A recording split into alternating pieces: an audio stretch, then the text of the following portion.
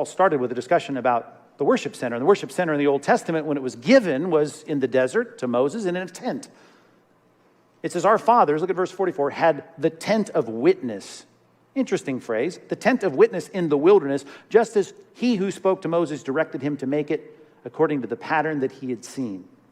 I already explained that when we first read it, right? God gave him a pattern in Exodus, and he came down and constructed it according to the pattern. Exactly. He didn't say, well, I don't think that room's too small, or I think the curtain should be over here. I think we should orient it toward the north and not, toward the east. That's not what he did. He had to do it exactly as was prescribed.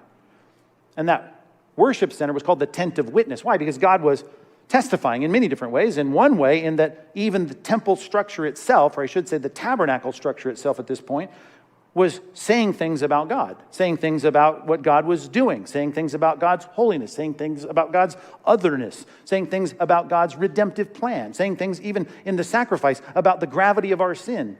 All that was being said, and it would be said for centuries through the practice of the liturgy of the temple. More specifically, and probably what people thought of when they heard the word tent of witness, was the tablets of witness, the 10 Commandments. Here's God's moral law. First thing we have in terms of written revelation came from the finger of God on Mount Sinai, and here's the rules. And he says, I want you to put them in that box, and it's going to be in the center of this room, and it's going to have these angels on the top of it, and all of this is going to remind you that I have spoken. It was a testimony. I put books on the reading list this week. Several of them may be a little too imaginative, but to look at the echoes, the pre-echoes, if you will, of Christ in the tabernacle, the pictures of redemption in the temple.